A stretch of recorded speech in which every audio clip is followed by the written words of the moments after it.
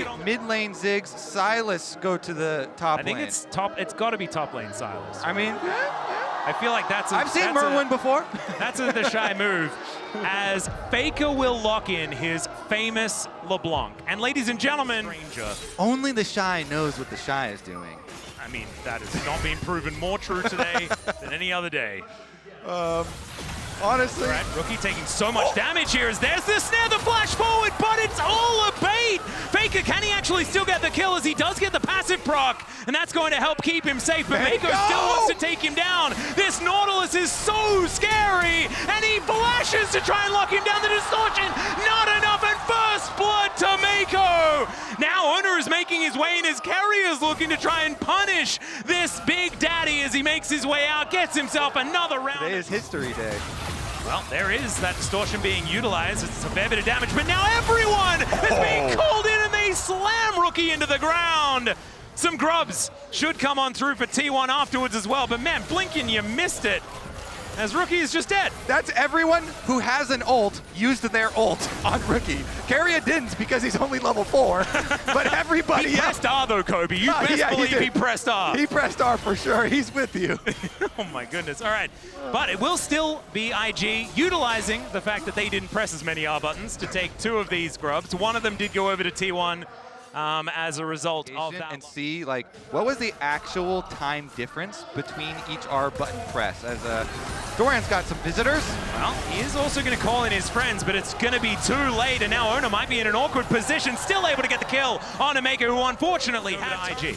That was really nice answer from Owner, you know, lays down the Q right before he arrives with his ultimate and with the bottom side, so I think they do want to fight it. They're not going to give it to T1 for free. Yep, Faker looking for a flank, but he is spotted on vision. Rookie with the Enchanted Crystal Arrow already prepped. Dorian can't come though. This is 4v5 guaranteed. Yep, Wei couldn't get on in there as the flash is going to be employed. Lie on that.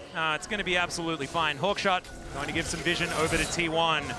As Gala takes some damage from the volley, double flashes employed. Mega Inferno Bomb goes down, there's a Grand Starfall, but the instant wild growth is fantastic. Paranoia comes in, but still Owner is taking so much damage. The flash from Rookie is able to shut him down, and now the Shy looking for Doran. He's tanking up the turret, and he's happy to get him out of here.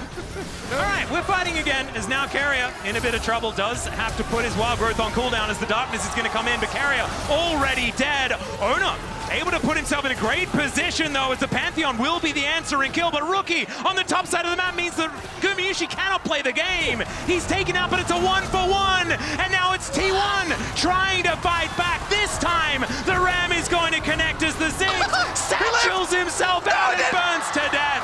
As Owner's red buff gets it done. Now Mako not going to be able to do anything. The anchor is cute, but I think that Faker will be able to finish this one off, and T1, they're going to be able to... They don't actually have vision. They're able to get the shutdown. T1 kites backwards. We're back to action, baby! Yep. Carrier just out of the death chamber and might just be put back in it here as the Glitterlance not quite enough, and Wei will be able to put him down. Faker looking for a bit of a recall here, but Rookie might be able to find him.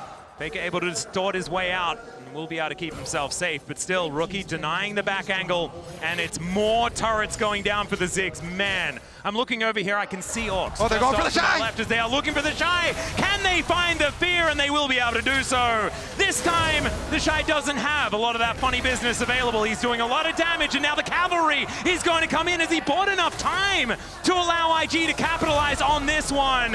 As Paranoia just to buy the space, and we'll see whether it works. He looks to turn it, they take down Gala, and Owner is still alive. He survives through it all, and Wei is going to fall at the same time. The knockup on Mako, he's dead, and T1. Oh my God, Owner, you are an absolute... From T1. My goodness. And now the Dragon going to be secured here. That is going to be the second going over to T1.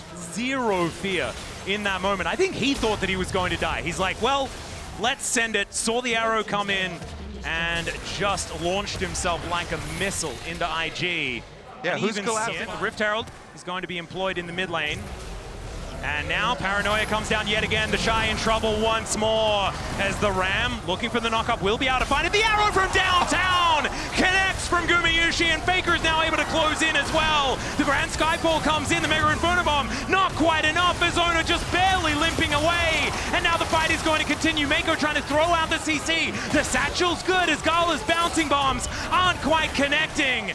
T1 still not able to quite find the fight, and now the re-engage from Mako as Faker is going to get executed, but Gumayushi's the problem. He flashes to create the space, and Gala, they've been ignoring him this whole time. Finally, they're going to move over as he runs out of mana, takes down Carrier, but he will die as a result. And Doran and Gumayushi walk away victorious. And T1 by IG. This has been a point of contention for this team. We'll see whether they can make it work this time around here in Game 4. Man, this is feeling like they're throwing the gauntlet as now the Paranoia comes down. Doran finds a huge knock-up, and the AoE is massive. The wild growth absurd by T1, and their team fighting is just too good, ladies and gentlemen. Gala keeping himself alive, but there are too many people here. Rookie finds the clone of all things, but the Otacon will stay up.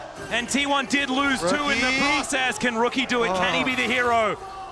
But he cannot in this moment. Still, they saved the Otacon, and that may actually be the biggest deal in this moment. Wait, they've got a teleport from Doran. They can teleport Doran back in. Faker and Carrier are flanking them. There's the teleports coming in. It's actually answered here by IG as well. Oh, Gala gets executed. Faker finds him in the brush. He thought he was safe, and honestly, so did we, because there wasn't the vision as Doran slams his head into the wall, but he is so incredibly tanky. The flash out from Carrier to avoid the re-engage as Rookie is doing a fair bit of work. Doran doesn't have damage himself, and now the Shy has made his way in.